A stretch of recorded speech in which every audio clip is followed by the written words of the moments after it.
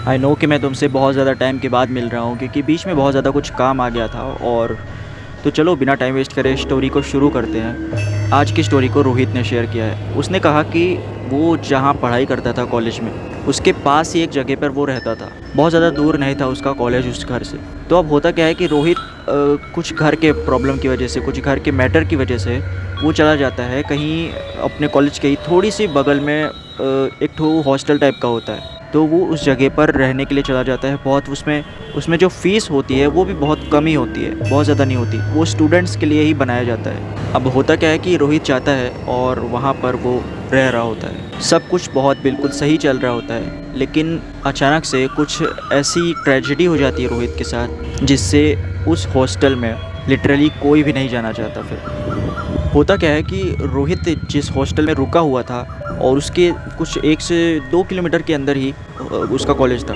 अब रोहित रोज़ कॉलेज जाता है, वापस अपने हॉस्टल जाता है, रोज़ जाता है कॉलेज, वापस अपने हॉस्टल जाता है। ऐसे करके 1 हफ़्ता बीत जाता है। अब 1 हफ़्ते बीत जाने के बाद एक रात वो रियलाइज़ करता है कि पिछले 1 हफ़्ते से उसके साथ जो भी हो रहा था, वो जो उसे नज़रअंदाज कर रहा था, उसे बिल्कुल नहीं करना चाहिए था। उसे लिटरली अपने पेरेंट्स को बताना चाहिए था और अपने कॉलेज के साथियों को बताना चाहिए था। रोहित के साथ होता क्या है पिछले 7 दिन में, वो अब मैं तुम्हें बताता हूँ। रोहित जो कि एक बहुत खुश मिजाज इंसान था, बहुत खुश मिजाज लड़का था, पढ़ाई में बहुत ज़्यादा तेज़ था।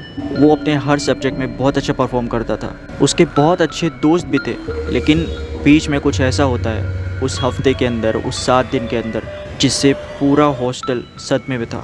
पिछले 7 दिन में रोहित के साथ होता क्या है कि जब वो कॉलेज से उस हॉस्टल में जाता है, हर रात जब वो सो रहा होता है अपने बेड पे, तो उसके ऊपर जो सीलिंग में फ़ैन लगा होता है वो जब घूम रहा होता है, तो जब वो फ़ैन को रोक देता है उसे ठंड वगैरह लगने की वजह से, तो उसे महसूस होता है कि ऊपर से किसी के चलने की आवाज़ आ रही है। हॉस्टल के सीलिंग के ऊपर से कोई चल रहा है। अब रोहित को अच्छे से याद है कि ऊपर के जितने भी फ्लोर वगैरह होते हैं, रोहित को कहा गया था कि वहाँ पर मत जाना और मैक्सिमम वहाँ पर जितने भी रूम्स हैं वहाँ पर बंद करके रखा जाता है।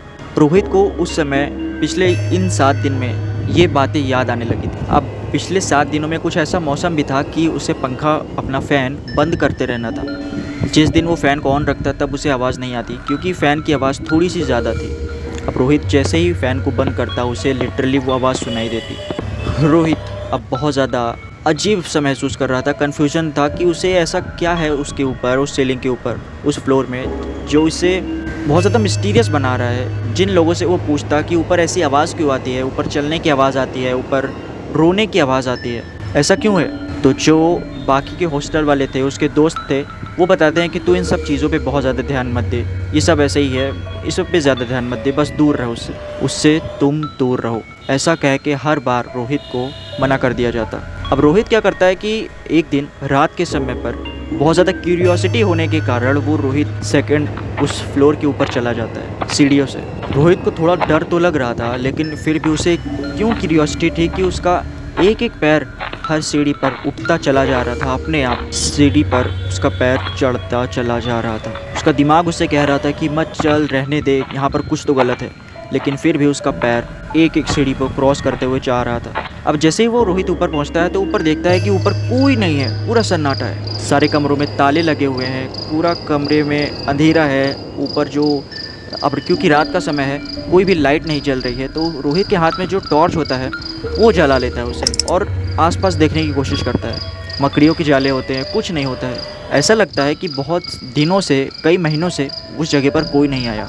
अब 1 से 2 मिनट के बाद रोहित को रियलाइज़ होता है कि ठीक है, यहाँ पर कुछ नहीं है, यहाँ पर नॉर्मल है। पता नहीं क्यों लोग यहाँ पर बहुत ज़्यादा अफवाहें फैला रहे हैं। वापस रोहित सीढ़ी से उतर के नीचे आने ही लगता है कि तभी उसे कोई पीछे से आवाज़ लगाता है, रोहित, बहुत ही गहरी और भारी आवाज़ में।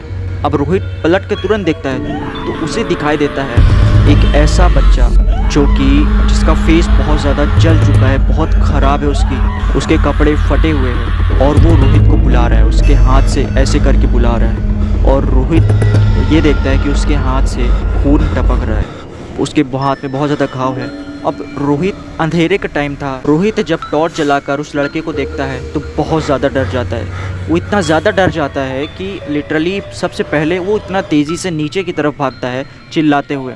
सबको बताता है कि ऊपर कोई है, ऊपर एक बच्चा है जिसके बहुत ज़्यादा चोट लगी है, बहुत ज़्यादा दर्द है। और वो इतना ज़्यादा डर चुका होता है कि जैसे वो जब वो बता रहा होता है ना, तो उसके मुंह से बहुत ज़्यादा आवाज़ नहीं निकल रही होती। तो उसके हॉस्टल में जितने भी दोस्त थे वो उससे कहते हैं कि मैंने तुझसे कहा था कि ना कि ऊपर मत जा। फिर रोहित उससे बताता है कि ऊपर एक लड़का है जिसके हाथ में बहुत ज़्यादा चोट लगी है, खून बह रहा है और उसका फेस बहुत पूरी तरह से जल चुका है। फिर रोहित को वो दोस्त बताता है, वो बहुत सारे 3 से 4 लोग होते हैं, वो बताते हैं कि ऊपर अभी अभी जो तूने एक लड़के को देखा है, वो लड़का आज से 1 साल पहले एक ऐसा शॉर्ट सर्किट हुआ था जिससे उसके कमरे में आग लग गई थी। लेकिन बहुत ज़्यादा चिल्लाने की वजह से उसे कोई बचाने नहीं आया, पता नहीं क्यों। बहुत ज़्यादा आवाज़ लगाने की वजह से वो चिल्लाता रहा लेकिन कोई नहीं सुना। और बस यही वजह है कि उसकी आत्मा आज भी वहीं पर भटकती है।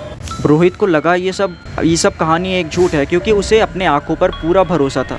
वो ऐसा लड़का था कि उसे बहुत ज़्यादा जल्दी चीज़ें बिलीव उसे नहीं होता था जब तक वो अपने आँखों से ना देख ले। और जब वो अपने आँखों से देखता है तो उसे लगता था कि सही में वो एक इंसान है जिसके हाथ में चोट लगी है। लेकिन वहाँ पर लिटरली कोई भी इंसान नहीं था, वो सिर्फ उसकी एक आत्मा थी। अब मुझे नहीं पता कि बहुत ज़्यादा स्टोरी तुम्हें नॉर्मल लग रही होगी, लेकिन ये स्टोरी बिल्कुल रियल है। अब क्योंकि ये रोहित को बहुत ज़्यादा बिलीव नहीं हो रहा था, उसके सभी दोस्त उसे सच्चाई बता देते हैं और शांति से उसे ले जाकर उसके रूम में सुला देते हैं उसे, क्योंकि रात का समय हो रहा था। रोहित काफ़ी ज़्यादा डर गया था और उसके हाथ में जो टॉर्च थी वो भी टूट चुकी थी गिरने की वजह से। अब वो जैसे ही खुद भी जाकर सोने लगते हैं तो रोहित अपने दोस्तों को बुलाता है फिर से। अब रोहित कुछ ऐसा चीज़ देख लेता है जिससे उसे खुद भी बिल्कुल यकीन नहीं होता। रोहित चिल्लाकर अपने दोस्तों को बुलाने लगता है, पता है क्यों? क्योंकि रोहित ने अपने रूम की खिड़की पे उसी लड़के को उल्टा लटके हुए देखा था। बस ये थी एक स्टोरी। अब उसके बाद पता नहीं रोहित का क्या हुआ, वो आज किसी मेंटल हॉस्पिटल में है या उस हॉस्टल में ही किसी गुमनाम अंधेरे में है। तुम्हें स्टोरी कैसी लगी? आई नो बहुत ज़्यादा सिंपल थी, बहुत ज़्यादा अजीब थी, लेकिन ये सच में एग्जिस्ट करती है। तो चलो तुमसे मिलता हूँ मैं अगली स्टोरी में। मैं बहुत ज़्यादा फोकस कर रहा हूँ कि बहुत ज़्यादा बड़ी स्टोरी को एक छोटे छोटे शब्दों में बहुत कम समय के अंदर तुम्हें बता सकूँ। तो चलो अब तुमसे मिलता हूँ मैं अगली स्टोरी में।